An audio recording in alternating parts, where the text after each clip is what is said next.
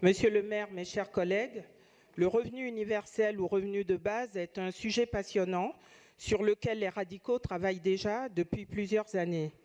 Il ouvre de nombreuses perspectives, autant qu'il suscite de nombreuses interrogations, et nous nous réjouissons que cette proposition permette d'ouvrir le débat ici au Conseil de Paris.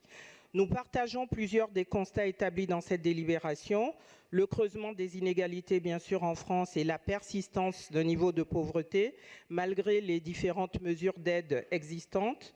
Oui, la non-automaticité des aides sociales conduit de nombreux potentiels bénéficiaires à ne pas les demander par honte sociale, mais aussi par complexité et manque de lisibilité des prestations existantes. Oui, la révolution numérique et les progrès technologiques, notamment la robotisation et l'intelligence artificielle, ont bouleversé de nombreux secteurs et nous obligent à repenser notre rapport au travail.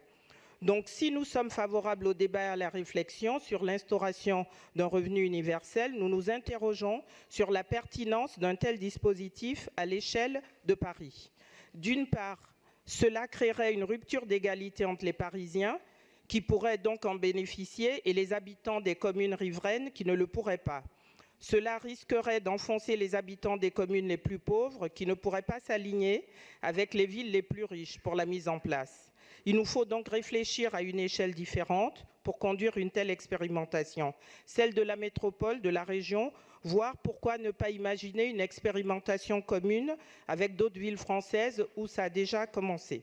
D'autre part, cela ne permettrait pas de réorganiser la gestion de nos prestations sociales et s'apparenterait de fait à une simple revalorisation des minima sociaux financés par la ville.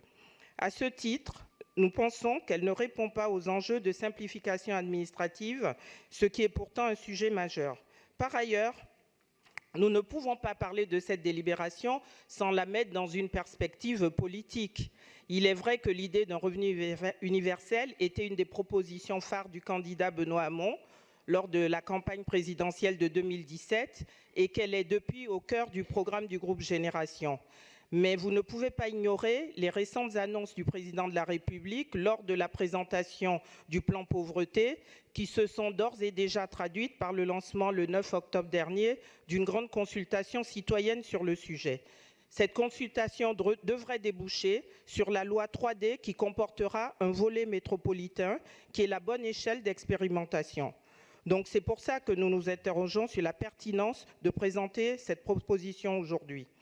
Et cette délib nous convainc d'autant moins qu'il s'agit pour nous, à ce stade, dans la présentation qui en est faite, uniquement d'une prestation monétaire qui n'est assortie d'aucun accompagnement de retour à l'emploi, alors que c'est l'accompagnement qui doit être au cœur du dispositif.